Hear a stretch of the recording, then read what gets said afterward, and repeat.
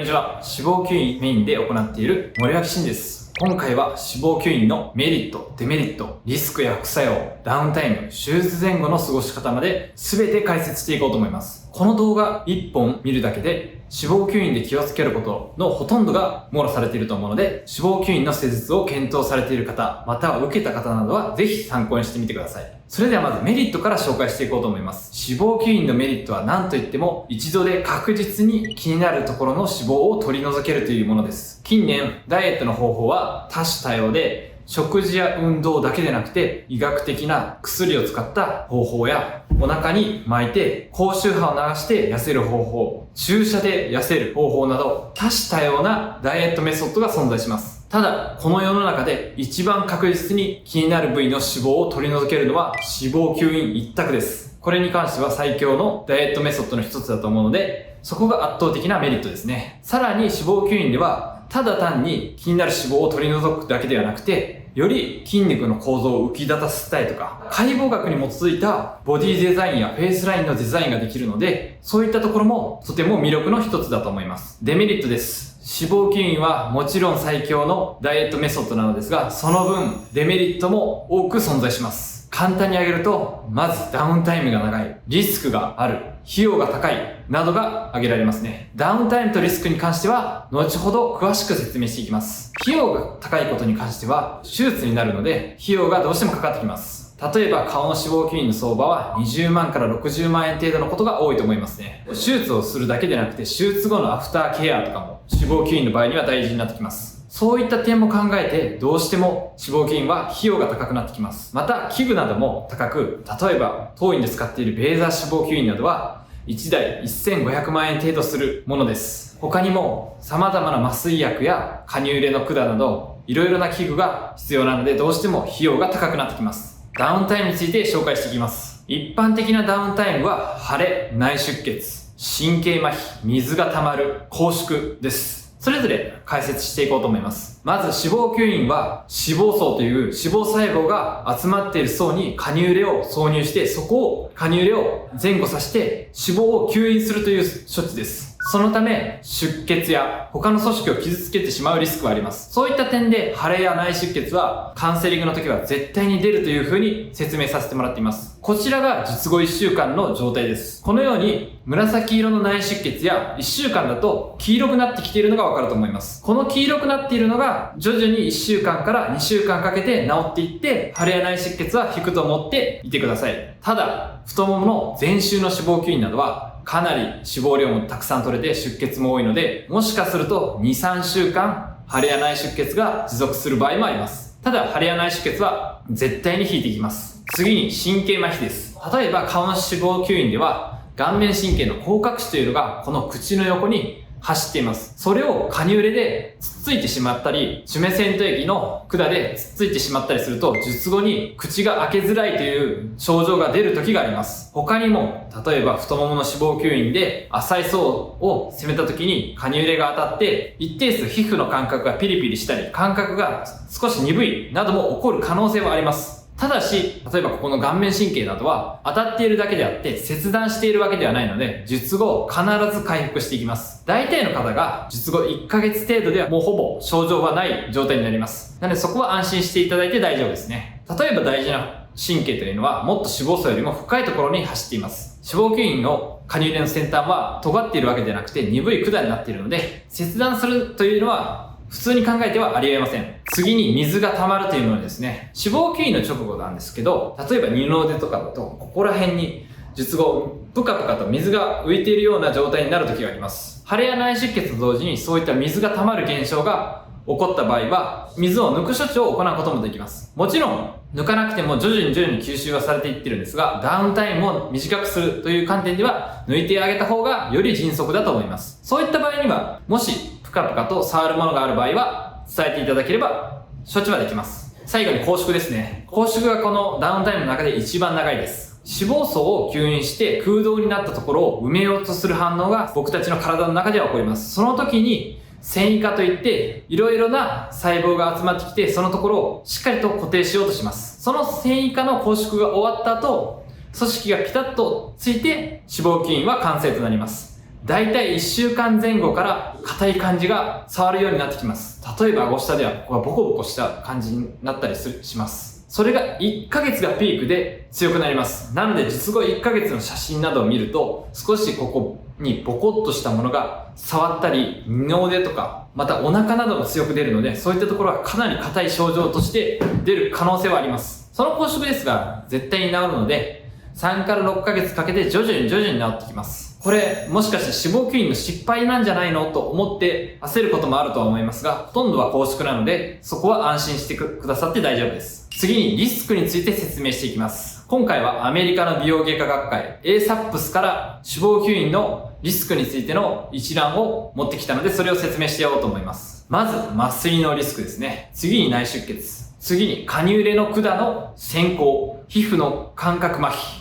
カニューレが先行することによる深部組織への損傷。DVT、深部静脈血栓症や心臓や肺の合併症。液体の貯留。感染。不規則な輪郭や非対称性。ボコつきのことですね。色素沈着。再手術。リオペが必要な場合。傷の治りが遅い。皮膚のたるみが目立つ。またはセルライトが悪化する。腫れ。やけど。以上が ASAPS の脂肪吸引のリスクとして挙げられていました。ダウンタイムと一部被るところはありますが、一つずつ説明していこうと思います。まず麻酔のリスクですね。どんな手術でもそうなんですが、麻酔というのは薬を使っています。なので、例えばその薬に対してアレルギー反応などがあると、アナフィラキシーショックなどを起こす可能性はあります。例えばプロポフォールなどは大豆などのアレルギーを持っている方に使うとアナフィラキシーショックを起こすことがあります。また有名なのは麻酔中毒ですね。一定数麻酔に対して感じ性がある方は麻酔中毒という症状を起こすことがあります。そういった場合には脂肪乳剤を使って対応もできます。この麻酔に関しては何かあった時のためにバイタルを常に測定していて、全身状態を管理しながら施術を行わさせていただいています。次に内出血ですね。これはリスクというより絶対出ると思っていただいた方がいいです。先ほども述べたように脂肪吸引で脂肪層を吸引するときに組織を一部傷つけたりすることがあります。そういった時に内出血が多少出ることはあるのですが、基本的に内出血は止まります。一番気をつけておかないといけないのは、顔の脂肪吸引をするときに、ここに外形動脈という、ここに触れてもらったらわかるんですけど、ドクドクする血管があります。これを顎下の脂肪吸引で、カニューレで傷つけてしまうと、内出血がドバーッと出て、気道を圧迫するなんていう恐ろしいこともあり得ます。なのでそこの内出血だけは気をつけて行うようにしていますね。次に、皮膚感覚の変化です。先ほど言ったように神経麻痺というのは術後一定数起こる可能性はあります。ただこれも神経を先ほど言ったように切断しているわけではないので絶対に治ってきます。カニューレの先行、そしてそれによる深部組織への損傷です。ほとんど日本では報告されていないんですが、過去にあったのはお腹の脂肪吸引の時にあまりカニューレの先端を確認せずに吸引を行って腹直筋を突き破ってお腹に突き刺し、そして腸管を刺したっていう事例は過去にはあるそうです。ただこれに関しても残念ながら起こってしまったのは70歳以上の高齢者の方で筋肉の繊維が非常に弱かったことでカニューレが貫通しやすかったというのもあると思います。またお腹の脂肪吸引で気をつけておかないといけないのはヘルニアです。一部小腸、大腸などの臓器が筋肉の上を通り越してヘルニアとしてボコッと出ているという人は稀にいます。やはり過去の起用歴やそういったヘルニアがないかというのをお腹の脂肪吸引で確認するというのは大事ですね。また筋肉などの組織は例えば二の腕の脂肪吸引の時に三角筋を少し傷つけるなどは起こり得るリスクとしてはあります。ただそこまで脂肪吸引で筋肉を貫通している場合には出血が多量になるので普通は気づきます。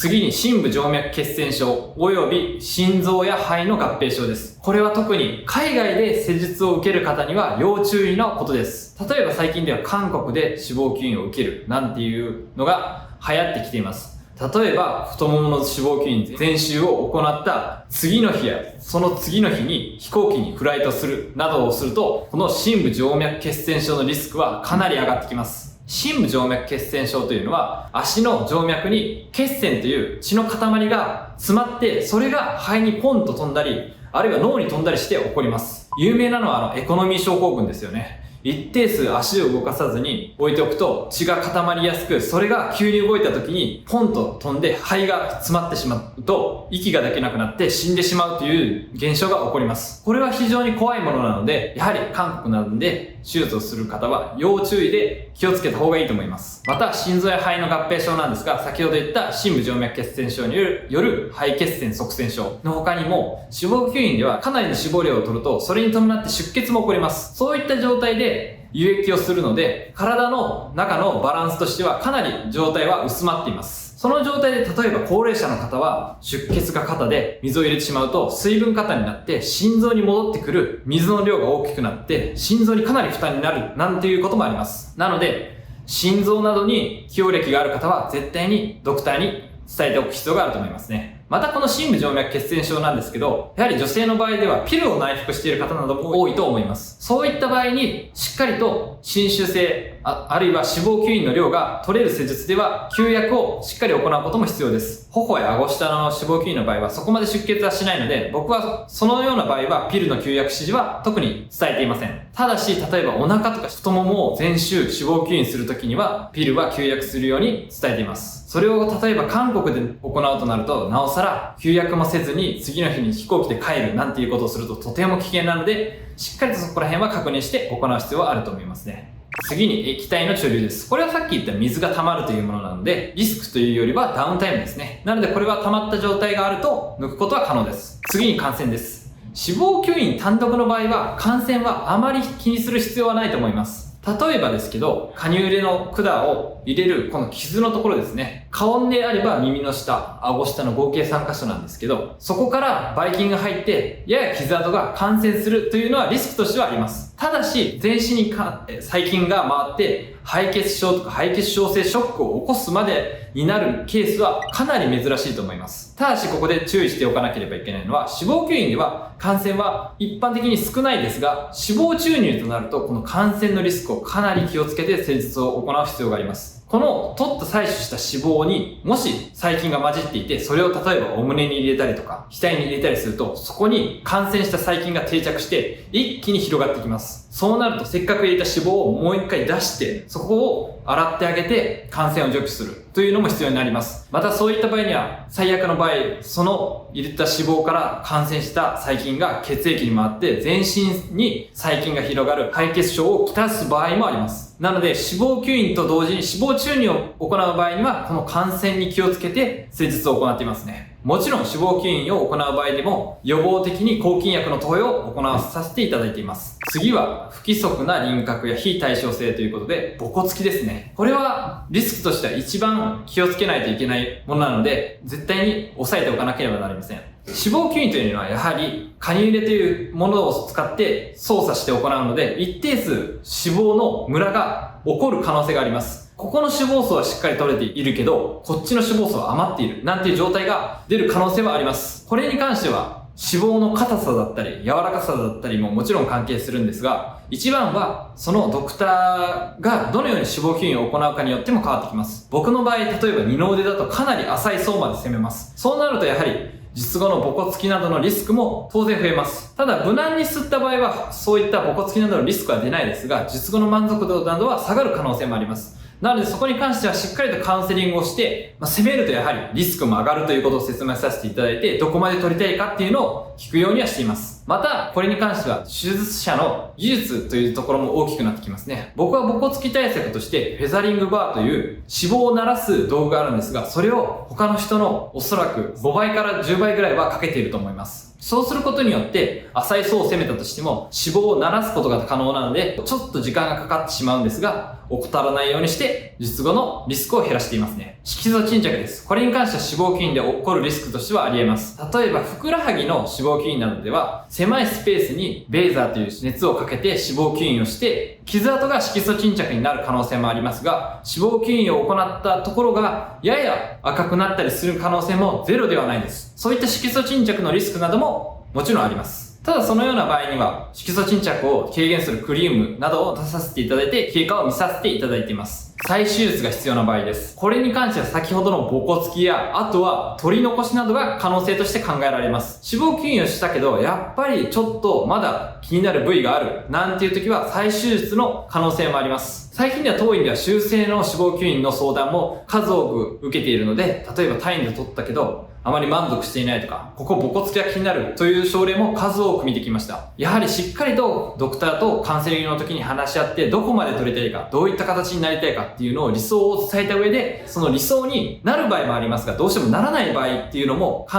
えられるので、そこをしっかりと理解した上で脂肪吸引を受ける必要はあると思いますね。傷の治りが遅いというものです。先ほど述べたようにカニューレを挿入するときに5ミリ程度の穴を脂肪吸引の時には開けないといけないです。これが例えば太ももなどの場合は少し目立ってしまう時もあります。どんな傷もそうなんですが、可能な限り薄くはなりますが、ゼロになることはありえません。そういった薄くなった傷跡に関して、日本人の場合は傷の治りが欧米の人と比べると遅く、斑痕形成などもしやすいと言われています。なので術後一定数傷跡が気になるという場合は、特に太ももやふくらはぎの場合は起こり得るリスクとしてはあります。なのでできるだけカニューレの穴を小さくしたり、数を少なくしたり、あるいは丁寧に縫ったりして、そこは対応させていただいています。シワやたるんだ皮膚、セルライトの悪化についてです。これもリスクとしては非常に重要です。僕も一例だけこのメーラーファットのところを軽く取った人で、術後、こうニーって洗った時にここに線が入る方がいらっしゃいました。そういった場合は、やはり術後の予定外のシワということで、脂肪注入を行ったり、あるいは他の部位を脂肪吸引して慣らしたりして対応することが可能です。ただしやはりそういったリスクはあるというのだけは押さえておいてほしいですね。あとはたるみですね。どうしても、例えば世界仰天ニュースなどで100キロの人が50キロになった劇的ビフォーアフターの写真などを見ると、アフターの写真で絶対に皮膚のたるみが出ているのがわかると思います。あの現象が脂肪吸引でも起こるので、どこまで取ればたるまないかっていうところを適宜調整しながら最適なところを探しています。たるみに関しては脂肪吸引と一緒に、例えばレヌビオンを行ってあげる、または糸リフトなどで固定してあげるなどで対応することは可能です。セルライトの悪化です。一般的にベーザーをしっかりかけて脂肪吸引をする場合には、セルライトは悪化というか逆に改善させることができるので、セルライトでお悩みの方も脂肪吸引を受けることはいいと思います。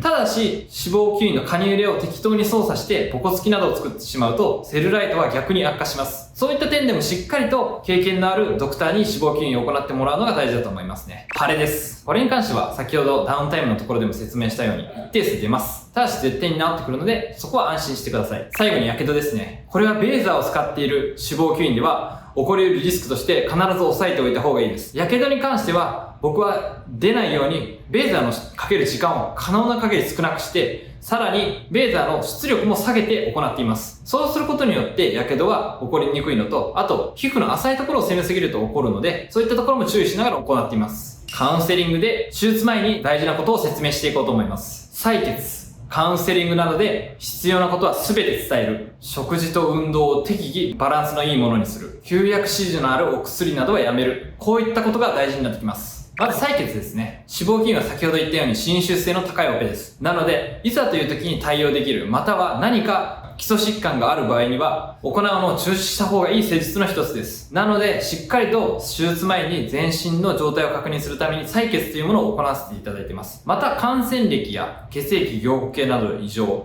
電解質が正常かどうか、そういったことをしっかり把握して行うことで、手術をより安全にすることが可能です。なので、術前の採血などは行わさせていただいています。次にカウンセリングで必要なことは全て伝える。これは結構大事ですね。どういった理想のボディライン、フェイスラインになりたいかっていうのをドクターにしっかりと自分の意向を伝えるというのがかなり大事なものになってきます。ここでカウンセリングでしっかりと気になることも全て質問してあげて、このドクターなら信頼できると思って手術を受けるのと不安なまま受けるのでは、やはりダウンタイムの過ごし方などもかなり変わってくると思います。なのでしっかりとカウンセリングの時には全て聞きたいことはメモでもいいので教えてくださると非常にありがたいですね。適切な食事と運動。そもそも脂肪吸引というのは適切なカロリーの食事をとって運動してもどうしても取れない脂肪に対して行うというのがアメリカの脂肪吸引の一般的な考え方です。もちろんアメリカはかなりの肥満大国なので、そういった食事や運動などをせずに脂肪吸引を受けてしまうことも大勢います。ただし原理原則としては食事と運動をしっかりしてそれでも取れない脂肪に対してアプローチするのが脂肪吸引のベストな考え方です。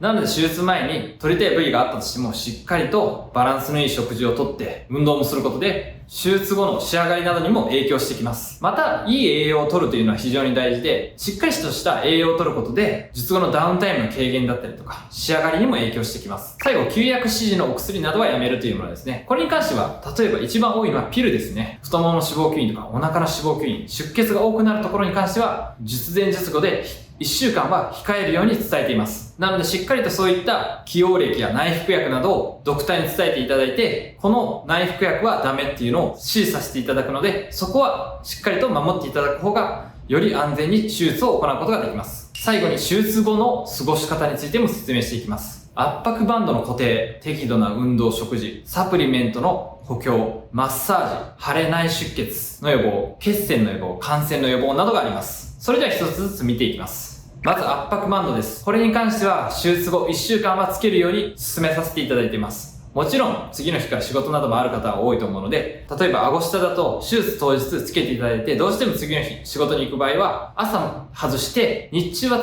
つけるのをやめて、また寝る時だけつけるというのをお勧めしています。その圧迫バンドの固定があるだけで腫れや内出血の予防にはなるので、そこに関してはしっかりとつけるのをお勧めしていますね。適度な運動、食事ですね。これも先ほどの手術前と同様にダウンタイムを短くしたり、術後の例えば傷の治りなどを早めるという点では大事です。例えばサプリメントなども使って栄養をしっかりとってあげる。鉄や亜鉛などを取ってあげると傷の治りが綺麗になったり、また術後の知覚神経麻痺なども、例えばビタミン B1 とかビタミン B12 を摂取することによって、そういった神経麻痺の症状がかなり早く治るっていうのが報告されています。なのでそういった点でも食事、サプリメントは非常に大事になってきますね。また適度な運動をしてあげることで、術後の例えばこの拘縮なんかにこういうストレッチの運動をしてあげると、拘縮がかなり早く治ります。なのでそこに関しては運動、食事、サプリメントは取るのをお勧めさせていただいていますね。腫れ、内出血の予防です。これはもちろん大事で、例えば術後にもういきなり